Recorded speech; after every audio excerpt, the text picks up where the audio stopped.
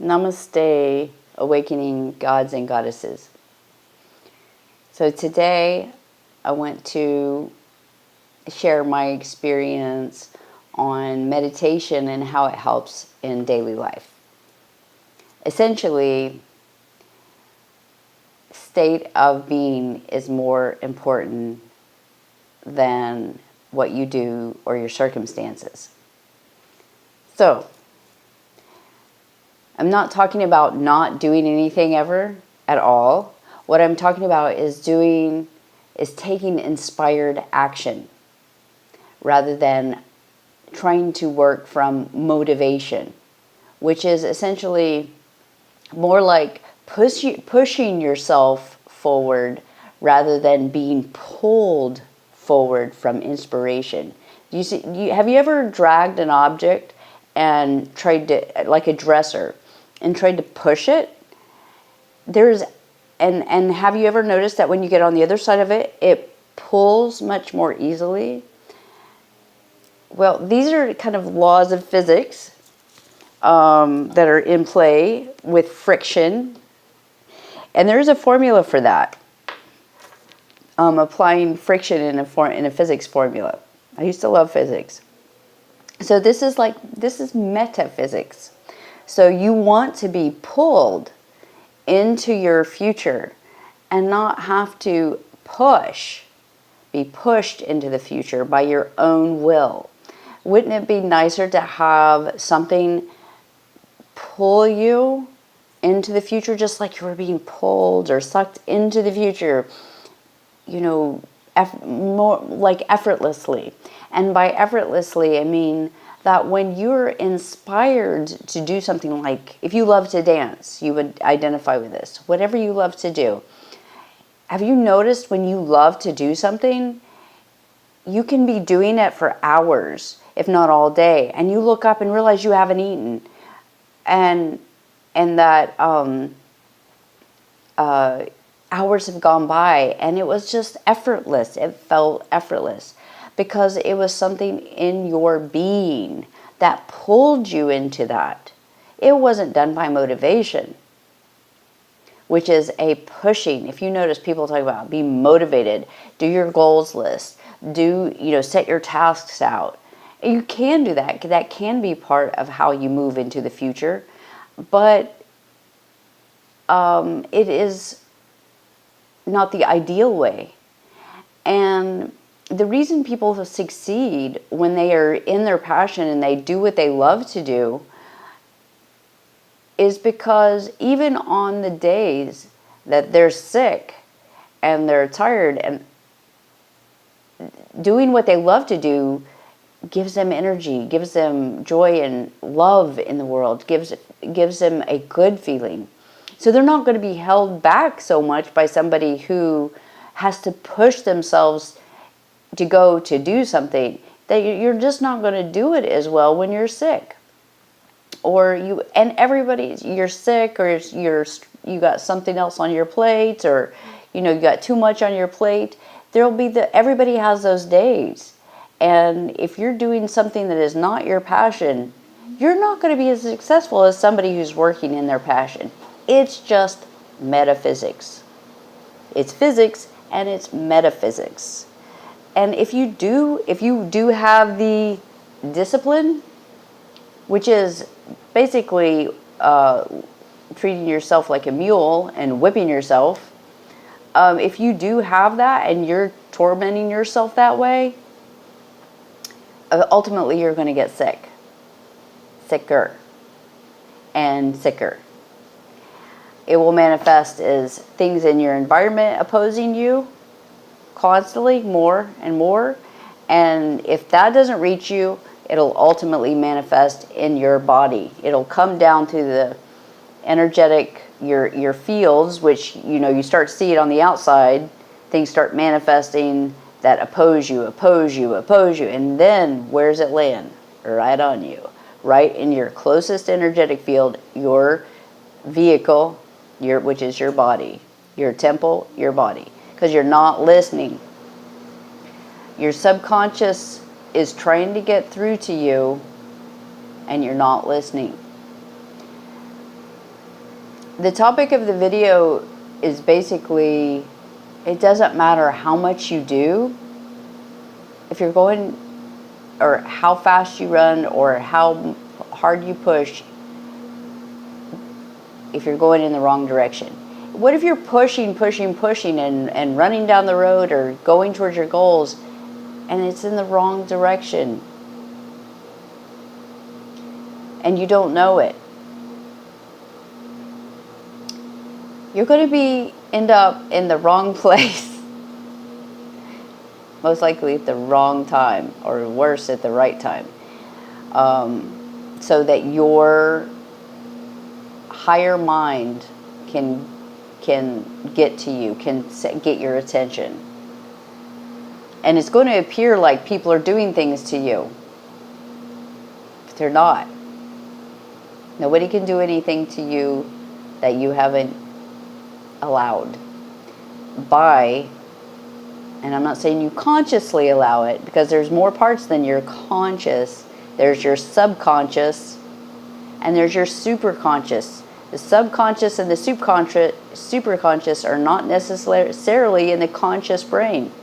You have to work to get to those levels. You have to listen. That's why one way to listen is through meditation. Prayer is talking to your higher mind, and meditation's listening. You can interact in meditation, but that's kind of unpackaging when you're kind of like figuring out solutions and things. It's an interaction in the meditation. I do that. I've interacted with my higher mind, but it's not necessarily the purest form of meditation. It's kind of like packaging what's being told to you, what's being downloaded into your system during meditation. You can do that. But the more suggested, it can interfere with your meditation. You can go off on a tangent of thoughts that way when you're getting what I call the downloads. Sometimes it's good, but when you go off on the tangent, realize that's on you go off on a tangent of thoughts. That's not necessarily meditation. That's more like a channeling, internal channeling, a download of information that you're interacting with during your meditation. That's why they say, have your thought, let the thought come in, but also let it just go. They come in, let it go. And then, you can write it down as soon as the meditation's over. I will say, okay, I acknowledge that thought. That's one reason why it's really good to be awake and aware during your meditation, is you remember the downloads that you got. It can be frustrating to let a thought go and then later not remember what was downloaded, but it will come back to you in a louder voice because it's your higher mind trying to get through to you. There's another saying I like, and this is not necessarily related to what I was just saying, but it's if you don't know where you're going, you're likely to end up there. Or you're not likely to end up there. Anyway, I butcher cliches, but the point is that meditation will allow you to become aware of who you are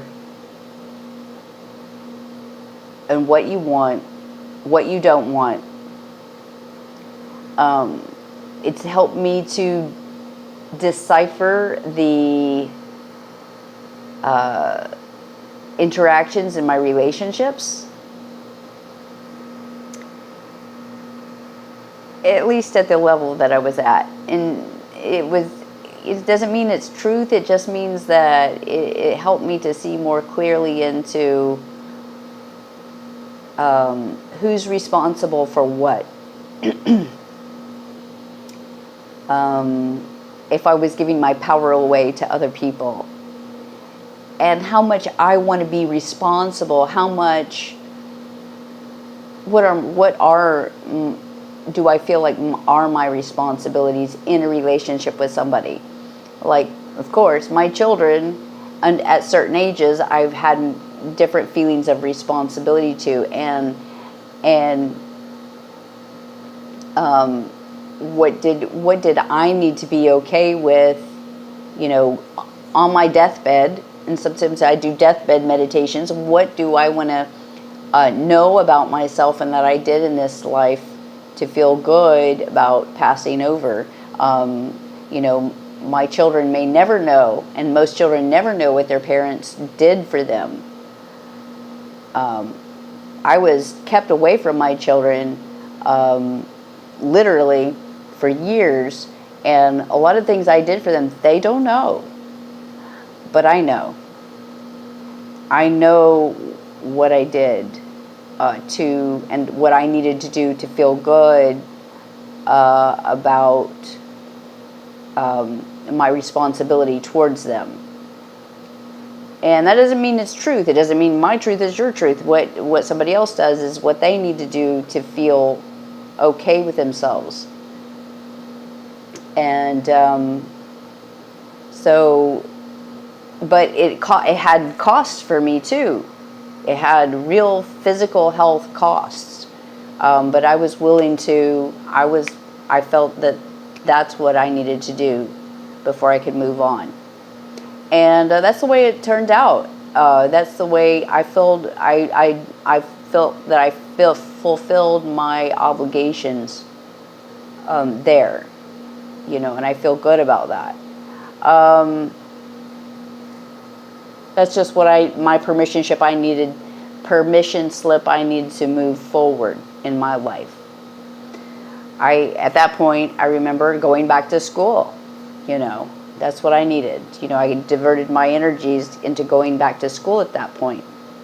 So, but meditation is what helped me to be clear about all that, to take the time, and to heal. I had a lot of trauma release from meditation also. So anyway, my point is that meditation is it gives you real applicable action steps to take in your life to make every move that you make in life more efficient.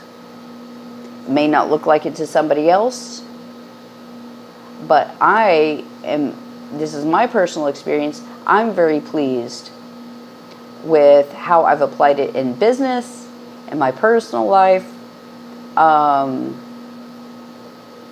It doesn't mean that it panned out like I had completely envisioned, but it gave me the next steps. And I gotta say that I feel more free, and I'm very pleased with where I am in my life at this time. And I attribute that to the steps I was shown to take. So make your movements count. Make everything you do count by making it efficient, and meditation will put you in touch with your higher mind enough, which is genius, by the way. It's genius. Your mind is genius. It can see much more than you can at this level, because it's a higher dimensional aspect of yourself. It can see so much more in how to get you where you need to go. And how it speaks to you is through quiet. It really is quiet. That's why you have to sit and listen. But it also speaks to you through your passions and your desires. Ethical. I'm not talking about taking advantage of people. But it speaks to you through what you want to do, what you love to do, what's the next thing you want to do. Just like the other great teachers talk about, Abraham Hicks, Bentinho Massaro, Bashar, some of the people that I followed there. But it will show you how to get where you want to go. All right. Namaste, awakening gods and goddesses. Be blessed, be happy, and allow your dreams to come true. Bye for now.